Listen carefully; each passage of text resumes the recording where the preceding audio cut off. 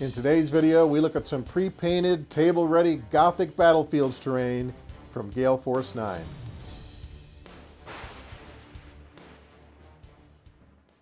Well, hi folks, and welcome to the channel. I'm Lee, your old hammered host. I'm here with Lynn. Hello, everyone. She's your other old hammered host, though she is neither as old or as hammered as I am.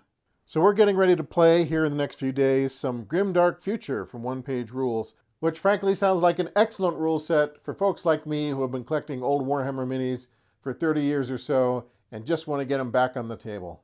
But before we get to that, I thought it might be fun to show you some pieces of pre-painted, table-ready Grimdark Gothic terrain that we really like and we'll be using in some of our upcoming gameplay videos.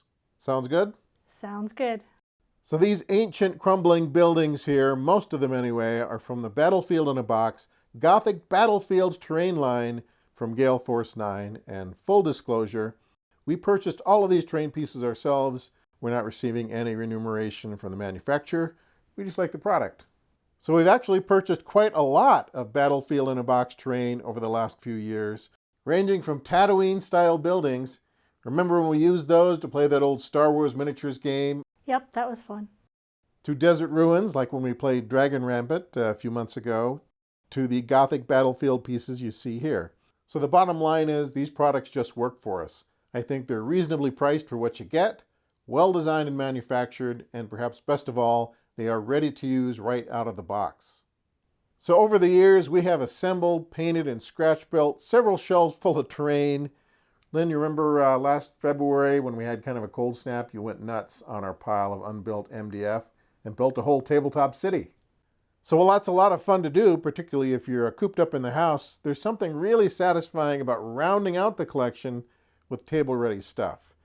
Time is money after all, and if we spend $30 on a functional piece of terrain that we can use for years, oftentimes that's well worth it. Plus, then we have more time to hit our pile of shame. That's right. Anytime we're not painting terrain, we can be painting minis instead. So these Battlefield in a Box pieces are made of some kind of heavy material. I think that must be resin. And then they have felt on the bottom, which is a nice touch. They are pre-painted, like I said, so they're table ready, though sometimes I like to put them out in the garage for a couple days, since when you pull them out of the box, they might smell a little bit of paint and or solvents. Your experience may vary.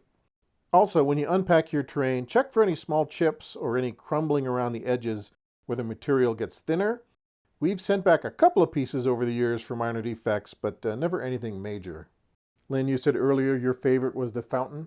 Yeah, I like the fountain. I like the water. I wouldn't drink it. I think the Nurglings have been taking a bath in there. So as I mentioned, the Gale Force 9 pieces here on the board are from the Gothic Battlefields line. So they are a collection of ancient Gothic-inspired ruins that are suitable for either sci-fi or fantasy, which is great. So while most of the stuff we have here is kind of that blue-gray granite, many of these pieces are also available in sandstone, and I actually exercised quite a bit of self-control not to get duplicates, not to get a gray set and a sandstone set, so we just have the gray set. And Gale Force 9 also makes a Gothic industrial line where the war-torn buildings are more modern, though still Gothic-inspired. So anyway, let's take a few moments and have a closer look at some of the terrain pieces here. Now, there are actually quite a few pieces in the Gothic Battlefields line that we don't have. So for example, they have a buried monument, a collapsed corner, a gallery of valor, and some crumbling remnants, which you will not see here on the table, though if we pick those up down the road, they will blend right in with the rest of this terrain. And if you did collect everything, you'd have a pretty sweet Gothic sci-fi or fantasy war zone, and you could probably deck out a full table. Also, a few of the pieces here are not from Gale Force 9. For example, this is a piece of ruin from GameMats.eu. This building section here is a cheap 3D printed piece from Ender Toys. We got on Amazon. It was not expensive, though we did have to paint it. And I don't remember where we got the craters from, though we got those fairly recently. And these barriers here are from the COGS Army box for AT-43. But the nice thing is, even though some of these pieces came from different sources, they blend in really well. So if we took all of our Game Mat stuff and our Ender Toy stuff and some other miscellaneous pieces, we could make a really large, dense Gothic-style battle zone, or just keep swapping in different pieces to create different layouts.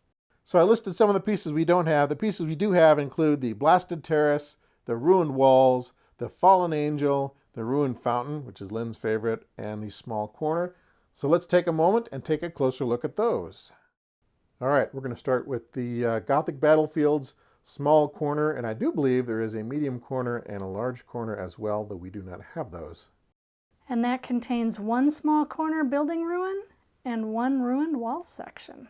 So I forget which section of wall you get exactly in that set. It might be this one. If not, it's very similar to this one. So you get a nice little wall section there. And then here is the corner itself. So it is 2 stories. So you can park one of your Marines up on the top corner and lay down a gout of napalm on the enemy as they pass by. And there is the outside of the structure. Yeah, they do have quite a bit of weight to them. I imagine if they fell on a concrete floor, they would shatter. But other than that, they're pretty sturdy. So as long as you are careful when transporting them, they should last for a long time. All right, what's next? So this is Lynn's favorite, the fountain. I really like the water. Though it is an odd shade of green there, I would imagine there's more than a few mutated tadpoles in that slime. The fountain itself has quite a bit of detail. There's a broken bird bath, crumbling masonry, rocks and rubble, and it looks like a wall might have toppled on the whole thing at some point. The gray and white paint job is pretty simple, but it definitely works. And like I said, this one has felt on the bottom, though some of the walls and the corner ruins and stuff like that do not. Okay, what's next? The Fallen Angel. So yeah, some ancient shrine that was destroyed in aerial bombardment. Maybe it was the orcs, and now thousands of years later, the Marines are picking their way through this ancient battlefield to fight some other enemy. Yeah, when you stand it on end, it's easy to see the Fallen Angel. So there she is. I wonder if that was a sister of battle. So it's always nice when the terrain manufacturers give you nice flat areas for your miniatures. So they could just stand on there. So I have to commend the manufacturer. They made a big commitment to make several different pieces for this line. And so if you have about a dozen different pieces, give or take, and you purchase them all, then you would have a pretty complete battlefield with the same aesthetic, though like I said, other Gothic buildings could mix into this pretty easily, and I don't think anyone would notice. So that is the Fallen Angel. Next we have a set of ruined walls. So I think you get 5 different sections in here, 3 of these longer ones, and then 2 of the shorties here. So here's a look at the ruined wall sections. These are the corners. I believe you get, I hope I'm not misrepresenting that, but I think these came with that set. Then you get a single wall piece, which is very similar to the single wall piece you get with the ruined corner, and then 2 small pieces. So yeah, these wall sections are pretty handy.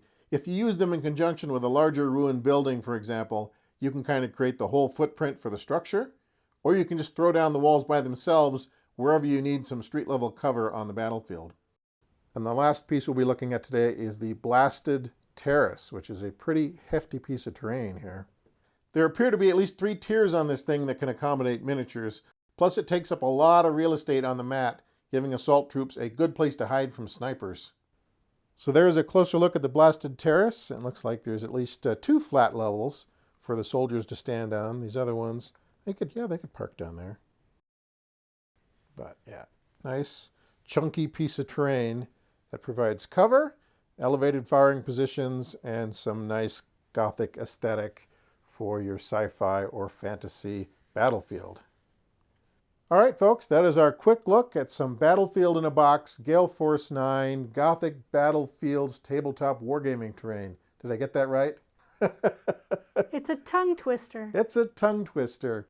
So based on our personal experience, I'd say this is a product we can definitely recommend, both for the quality and the price point, as well as the convenience. And perhaps more importantly, it fits in well with some of the other terrain pieces we already have, so we have plenty of stuff for building quick Gothic fantasy, sci-fi, or Victorian battlefields whenever the mood strikes us. All right, Lynn, well, so the fountain was your favorite. What's your second favorite?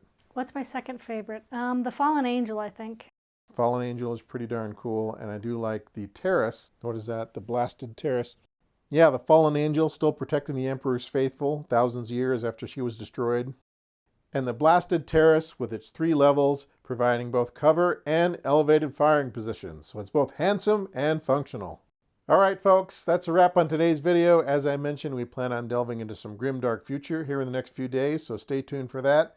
But in the meantime, Thanks very much for watching, and we'll catch you next time.